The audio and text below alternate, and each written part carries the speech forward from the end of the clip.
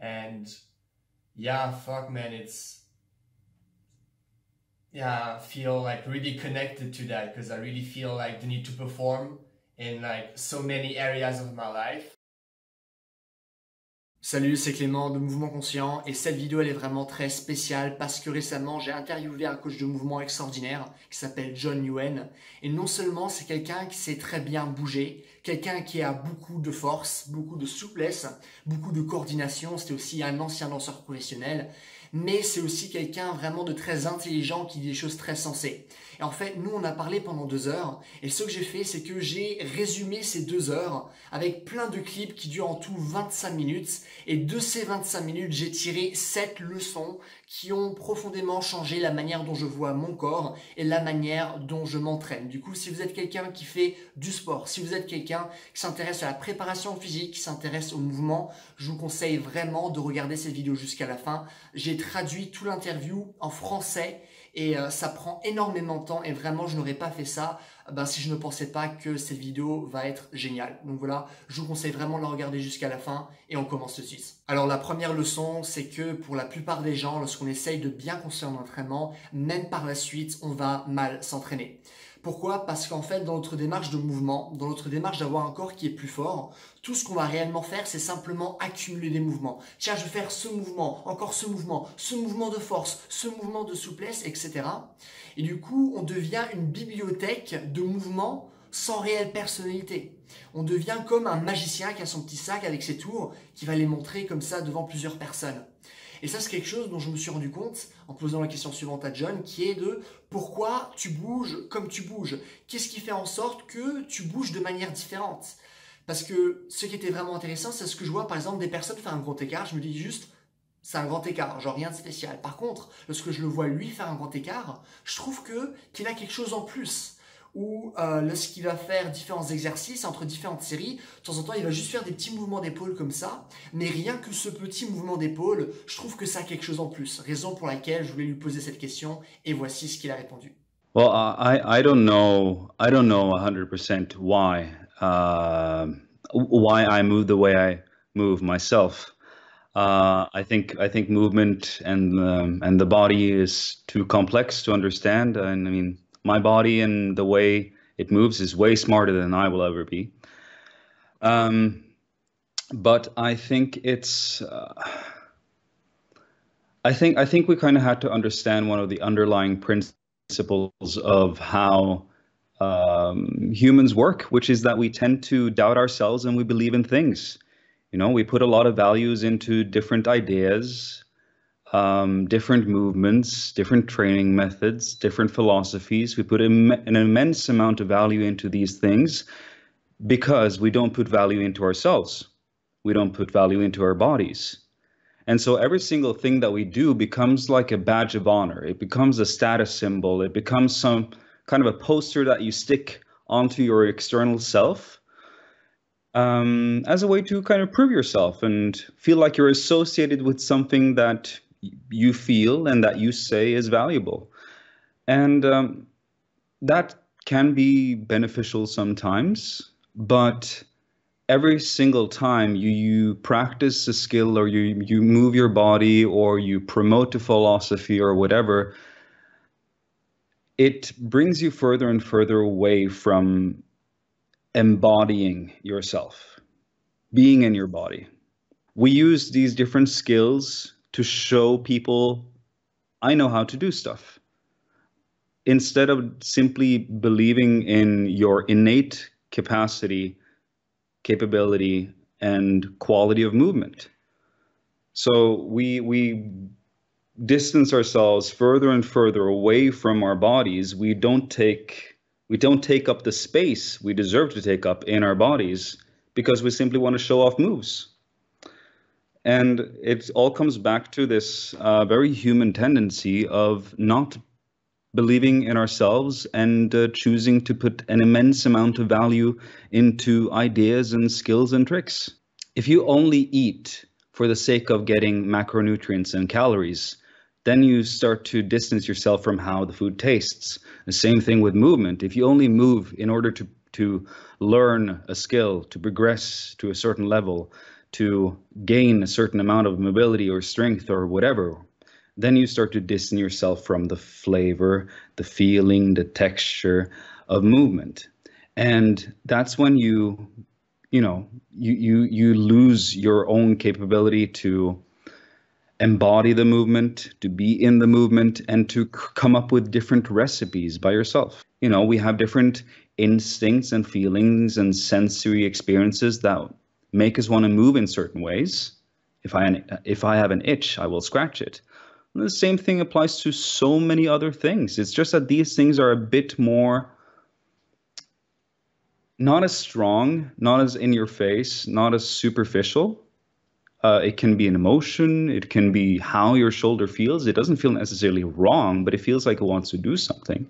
And so I just do that. La deuxième leçon que je trouve aussi fortement intéressante, c'est que c'est pas suffisant de bien pratiquer, il faut aussi avoir la bonne motivation. Par exemple, une motivation que beaucoup de personnes ont, dont moi, c'est cette motivation d'être fonctionnel. Mais d'où vient réellement ce besoin d'être fonctionnel? Parce que dans la vraie vie, à vrai dire, on n'a pas besoin de fonctionnel, on n'a pas réellement besoin de grimper, on n'a pas réellement besoin de pouvoir soulever lourd au développé couché.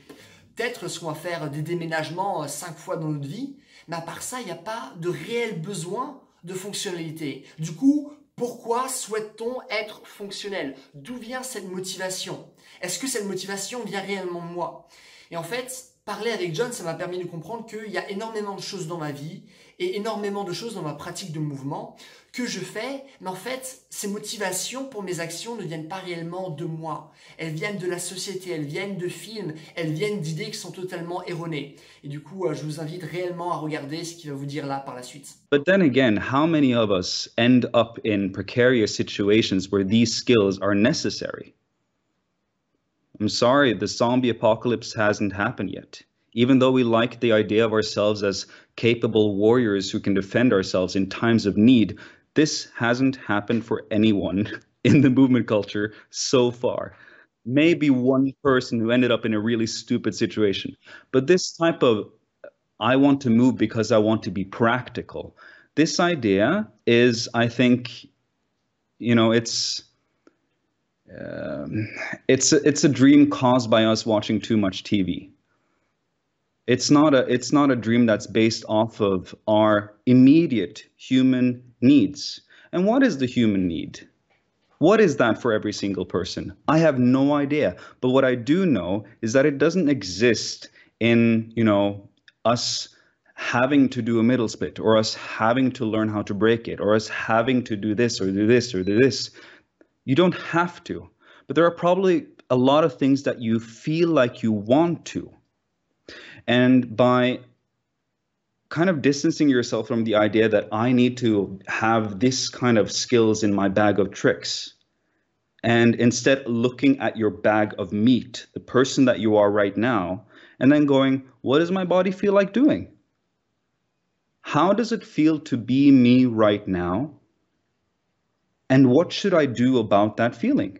And believing more in the benefits and the impulses that only you can give yourself, instead of this idea that I need to be this kind of mover, this kind of person, this kind of warrior or soldier or primal person, or like just throw those ideas away, because they're ideas that for most of the time only exist in our heads and in our collective imagination as to what a cool or good human being is.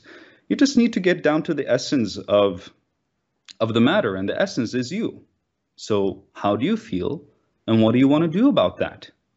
And if we believe that we have to move or perform in a way because it is necessary, then we might very well end up giving ourselves more negative experiences, because most of us will never be able to live up to the idea of who we are supposed to be or who we should be. It's way more difficult to be yourself than to try to copy somebody else or to inhabit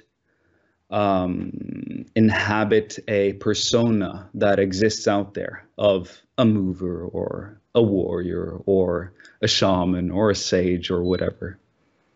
They're good guidelines, and they can give you experiences that can push and pull and nudge you in different directions that might give you some experiences that allow you to learn more about yourself. Some lines need to be crossed in order for you to understand where they are. But the most difficult line to walk is the line that's yourself, because then you have to actually pay attention on how you feel right now. You might not be able to live up to the title of what a mover is, but you'll certainly be able to live up to yourself, which I think is, quite a lot more important.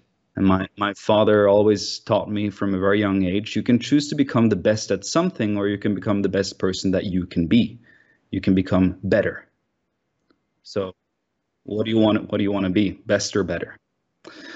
And I think the two are quite different. La deuxième leçon parlait du pourquoi.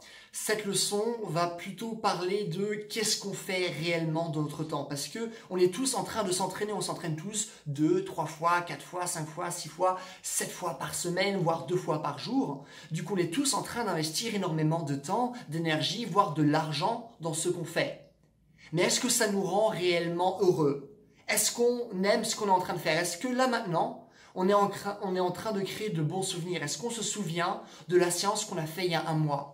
Et là, les extraits qui vont suivre, je les trouve vraiment très importants parce que ça m'a fait réfléchir sur ce que je suis en train de faire là maintenant. J'investis énormément dans ma pratique, mais votre pratique, ma pratique là maintenant, qu'est-ce qu'elle me redonne en échange? Et ça, c'est vraiment une question qu'on doit se poser. Once when I was in the Caribbean, I was at one of the islands there, and I was walking, and we went for a trek with this guide called Rasta Dave.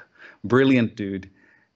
Incredible physique. Like, I'm not talking about the way he looks, but the way he moved. He moved effortlessly through this jungle that we trekked through. And the trek usually lasted 7 hours one way, and he told us that we would do it in 3.5 hours. And I said, okay, holy shit.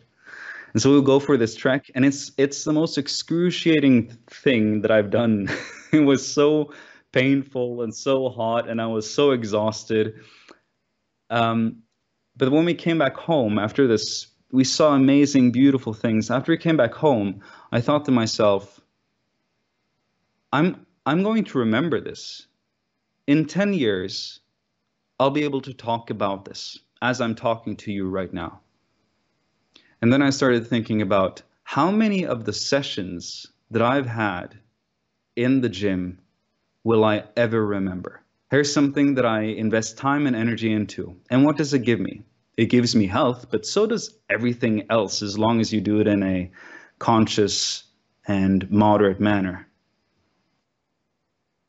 It just occurred to me that I'm investing time and effort into shaping my body, but not necessarily shaping my life.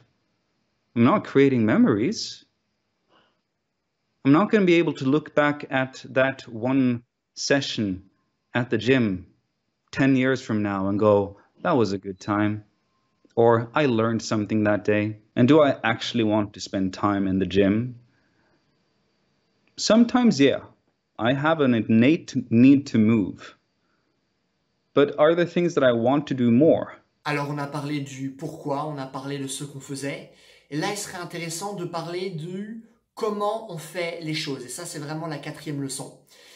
Parce que dans notre société, j'ai l'impression qu'à chaque fois qu'on fait du sport, c'est comme partir à la guerre. C'est vraiment cette image de Rocky, de discipline, vraiment aller au-delà de limite. Encore une répétition, encore une, boum, boum, boum, on sort de notre zone de confort encore et encore et encore. Et depuis quand être simplement en bonne santé? Depuis quand bouger avec notre corps, c'est partir à la guerre?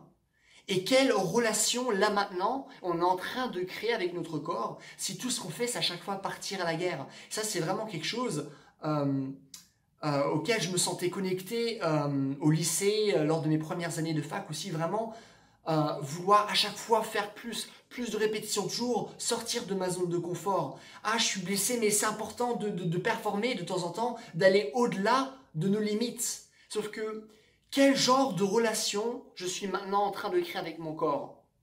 Et aussi, ce que je me suis rendu compte, aussi avec la discussion que j'ai eue avec John, c'est que, par exemple, maintenant, si je sens quelque chose au niveau de mon épaule, je vais me dire, bah tiens, ça peut être quelque chose qui est dû au trapèze, ça peut être quelque chose qui est dû à telle autre partie, voilà, telle solution, automassage, flossing, exercice de mobilité, exercice de renforcement musculaire. Ah tiens, aussi ça pourrait être une solution. Ah, ça se trouve, j'ai un déséquilibre au niveau de telle ou telle vertèbre qui fait que j'ai mal ici, etc. Et du coup, pour une simple sensation au niveau de l'épaule, eh ben, il y a ce diagnostic, puis encore un, puis encore un, puis encore un autre. Alors que ça se trouve, tout ce qu'on voulait au début, c'est simplement, on sentait cette sensation, on voulait simplement bouger notre épaule. Parce que c'est ce qu'on faisait dans le temps. Sauf que là maintenant, on est noyé avec tellement d'informations, de mauvaises informations, mais aussi de bonnes informations, que pour chaque problème, il y a 300 000 solutions. Et du coup, ça devient beaucoup plus dur d'agir avec notre corps. Et vraiment, John, là dans les extraits qui vont suivre, va beaucoup plus loin dans ce concept et vous allez apprendre des choses très intéressantes. And that's when I learned how limiting our culture, our cultural belief about training can be. And not just the culture inside of a gym, but also the culture in various countries. You know, you end up traveling to countries where people are fully capable, are proficient movers, are very healthy,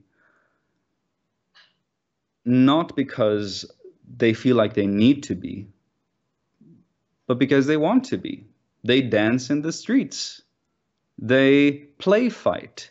They play in the woods, in the forest, in the desert. They have certain activities they need to do throughout their days, maybe regarding work, maybe regarding getting food.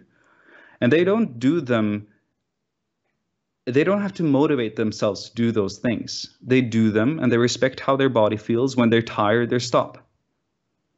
And it keeps them very healthy. Because any person who needs to move, who actually needs to move, who needs to walk, who needs to fetch water, who needs to herd cattle, these people stop when they feel like. They don't push themselves to the excruciating extent that so many of us do, because they're not governed by the idea of who should I be? Rather, they're following the thought, what do I need to do and what do I want to do? You know, we become impressed by people who can move their bodies in certain ways or whose bodies looks a certain way. But if you're going to try to copy them in order to get what they have, you won't be happy once you have it. In all probability, not. And I think we all kind of know that. And it's funny to me how so often we describe training as this battle, as this war. When in the world did taking care of yourself become a battlefield that is strewn with corpses that all look like you? Lors de ce 5e extrait, John va parler de son passé en tant que danseur professionnel et qu'est-ce que ça lui a appris dans la vie, dans sa pratique de mouvement, dans sa pratique de préparation physique, ce genre de choses. Et c'est vraiment intéressant parce que lui, il parle de l'importance de créer un vocabulaire de mouvement. Pas nécessairement un répertoire de mouvements, on sait faire toujours de plus en plus de mouvements, mais simplement un langage de mouvement et à quel point ça peut vous aider dans vos pratiques sportives. Et une fois qu'il m'en a parlé, je m'étais dit, ah ouais, ça paraît vraiment logique et c'est vraiment quelque chose qui est très applicable et que j'applique maintenant dans mes entraînements et je sens qu'il y a vraiment une différence et que ça me permet pour certaines choses de progresser plus rapidement. Other than that, dance has taught me the importance of having a good, not necessarily movement repertoire, but a movement vocabulary, a movement language. Every sort of, if you go to a dance class, you'll hear the dance teachers use a lot of words that aren't words. They'll just come up with sounds. They'll do a move and they go cha or sa or hup or he. And these sounds, although they sound really silly, you'll notice that every single one of these sounds, they feel like they're the movement. They make sense. A boom is to stomp your foot on the ground. A boom is not turning your head to the side. It just doesn't make sense. It doesn't sound like the movement. oh, a deadlift, it sounds like this. This heavy type of movement sounds like this. If I rotate my spine, but I do it fast concentrically and slow eccentrically, it sounds a different way. If I perform a bicep curl with a clenched fist or an open hand, it feels different. And once you start to develop that language, then you don't necessarily think that much about technique anymore. Because if you're going to think about technique for every single movement that you do, you're going to end up lying in the fetal position on the floor with an overloaded brain and an existential anxiety. It's going to be too much to handle. You need to have something easier to relate to. Just like you design food not based on the molecules that exist in every single fruit product, but the taste of it. So you make a dish and then you go, oh, this needs a bit more salt. Not, not the compound of the molecular makeup of something, but salt. You just know it needs more salt. And then once you develop this movement, language, or vocabulary, or sensory experience, you move and then you go, oh, this needs a bit more boom, or this needs a bit more ha. La 6e leçon est vraiment excessivement intéressante parce que ça va parler de l'impact de l'environnement sur vos progressions, sur vos performances. Et ça me rappelle un concept de psychologie très important qui est celui de Gibson qui parle du concept d'affordance. Qui veut dire en fait que l'environnement nous dit lui-même comment l'utiliser. Une chaise va vous dire comment vous asseoir dessus. Une balle va vous dire comment frapper dans la balle. Du coup, l'environnement lui-même va vous dire comment l'utiliser. Ça veut dire que donc, l'environnement va profondément influencer sur notre manière de bouger et du coup influencer sur nos progressions et par la suite nos performances. Or, nous, ce qu'on fait maintenant, c'est qu'on essaie simplement de prendre les mouvements les plus intéressants d'un sport, puis d'un autre sport, puis d'un autre sport, les regrouper, et on pense que c'est plus efficace. On veut savoir faire le grand écart, on veut non seulement avoir la souplesse du grand écart, la force dans le grand écart, pouvoir sauter en grand écart, mais on n'est pas prêt à faire du ballet, de la danse classique. Or, c'est dans cette danse-là que ces mouvements sont appris. Et du coup, on retire ces mouvements de leur environnement, alors que ce qui nous fait réellement progresser, c'est l'environnement lui-même. Du coup, je vous invite réellement à bien écouter ce qui va suivre là maintenant. If a person walked up to a training machine or an exercise resistance machine without having any prior knowledge to it, or not knowing anything about strength training, they would go, that's a waste of space. There's very few things we can do with this. I want to go play with that ball or that stick instead. That will make more sense. What happens inside the gym is based off of ideas. We allow our bodies to be governed because of these ideas that are extremely vague. Strength is way more vague than a Michael Jackson song. A Michael Jackson song will tell you how to tap your foot. The idea of strength and mobility, we can shape and mold that into whatever. And we're also, usually what happens, because there are so many options, and it's so vague, is that we end up allowing our process to be governed not by the thing of the ball or the song or the feeling in the body, but based off of other people's words. And usually people are trying to sell you an idea. If you put a child in a climbing gym, they'll know what to do. They don't even have to ask anyone for coaching. Same thing with a ball or a toy or an obstacle or in the woods. Like they'll explore and figure things out themselves. If you're in a gym, however, well, they're going to copy the people that have the greatest influence on them. And again, if you copy somebody else's idea of health, it won't necessarily be healthy for you. But we don't think about the fact that this is so young. Yet we trust it blindly. We trust it more than we trust how people decided to move and shape their bodies for millennia before that.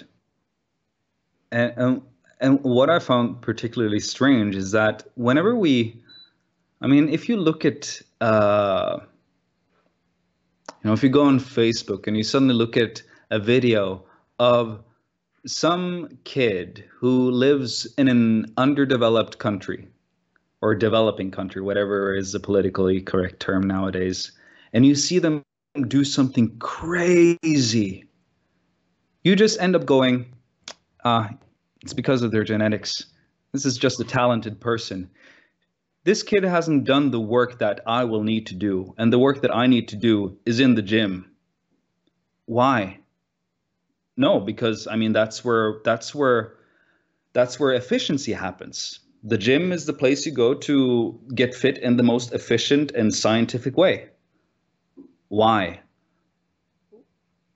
Well, because if you look at studies, then they always test the squat and they use resistance machine and they use this and they use this. We have classes that are based off of Roomba and ballet and martial arts. And these classes and these exercises as well, those we're willing to do. But we're not willing to do martial arts or to dance Roomba or to dance ballet. And if you try to extrapolate an element like that and put it into a gym setting and believe that it's more efficient, then you're severely fooling yourself, because it's in that environment where those things are being taught, where you learn the most important lessons. So we end up doing brachiating exercises, but why not go climb? Why not hang out with climbers? Why not be in the environment where climbing is being taught, being done because of the interest of climbing or because of necessity, instead of just practicing that exercise for the benefits of it? Because the benefit of that exercise is so small compared to everything that the culture and the environment and the activity in which that exercise is being practiced. On va maintenant passer à la dernière leçon qui est vraiment extraordinaire parce qu'elle a non seulement changé la manière dont je m'entraîne, mais elle a aussi changé la manière dont je coach. Et en fait, le concept est assez simple, qui est que choisir ce que vous pouvez faire dans une séance, choisir les séries, choisir les répétitions, au lieu de se dire, tiens, ça c'est pile nombre de répétitions qu'il me faut parce que tel ou tel bouquin dit ça. À partir du moment où on choisit, nos performances vont devenir meilleures. On va gagner davantage en force, davantage en souplesse, davantage en coordination. Et là, il en parle brièvement, mais il y a énormément d'études qui ont été faites à ce sujet. Je les ai regardées moi-même. Du coup, je vous invite aussi à regarder sur Internet parce que ça vaut vraiment le coup. Écoutez ce qu'il va dire parce que ça va profondément impacter vos performances. Respecting that autonomy, working by making your own choices, is way more beneficial than just following a standardized program with a very random amount of sets. I think it kind of boils down to being told what to do is so much easier than telling yourself what to do and listening to yourself as to what you should do. The idea of having a strict mentor is so appealing to so many people because we feel like we're tougher then. But are you really tougher? The only thing you're doing is allowing another person to tell you what to do. And this is something that we always see when people are allowed to decide, for example, how many sets they want to do, how many reps. Power production always improves. The amount of sets and repetitions they do always improves. The speed that they work with also improves. Recovery time reduces. They did a trial with, I can't remember which university it was, but they did a study where they basically had an assignment, which was to putt a golf ball as close to a target as possible. And they divided the test subjects into two groups. One group was given just a random standardized golf ball, regulation-sized golf ball. And the other group was given the same ball, but they were given the option of which color do you want on your ball. It doesn't influence the task. It just gives you an option. And yes, some people will probably prefer one color over the other.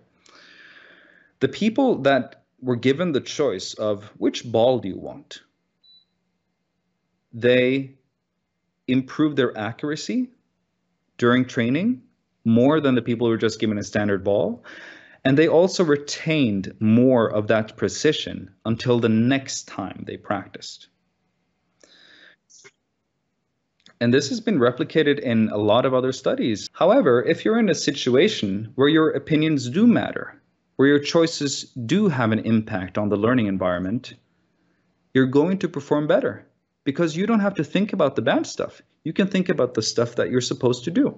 But it seems like across the board that there is a trend that once you allow your opinion to matter, not necessarily because your opinion is scientifically sound, and not necessarily because your opinion follows the rules of physiology or exercise science, but simply respecting the person in the body improves the capacity of the body.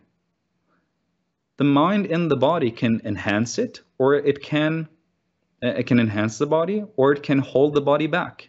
So for some people, they need to do less of what they need and more of what they want. And some people need to do less of what they want and more of what they need. And some people need to listen less to how they feel, because they only listen to the things that make them do less. And some people need to listen more. Bah écoutez, c'est tout pour cette vidéo. J'espère que ça vous a plu. J'espère que vous avez pu apprendre beaucoup de choses. Moi, c'était mon cas. J'ai vraiment trouvé que ma discussion avec Jon était très intéressante. À la base, on n'était que censé parler pendant 45 minutes, mais on a fini par parler pendant plus de 2h15. Du coup, là, si vous avez aimé la vidéo, n'hésitez surtout pas à aller sur son site. C'est le premier lien que vous allez trouver dans la description. Il a des programmes vidéo, il fait aussi du coaching, il a une newsletter très intéressante, il a une page Instagram et vraiment il m'a dit si vous avez des questions, si vous souhaitez partager des choses avec lui, n'hésitez surtout pas à lui envoyer un mail. Toutes les informations nécessaires sont sur son site, comme je dis, premier lien dans la description. Et comme d'hab, si vous avez aimé la vidéo, n'hésitez surtout pas à me mettre un j'aime, vu que ça améliorera le référencement de cette vidéo, ce qui est cool pour moi, ce qui est cool aussi pour Jon. Et je vous avoue aussi que j'ai envie que les stats soient relativement bonnes, et, parce que je pense que ça ferait aussi plaisir à Jon. Et donc voilà, c'est tout. Et en attendant, passez une bonne journée. Bye!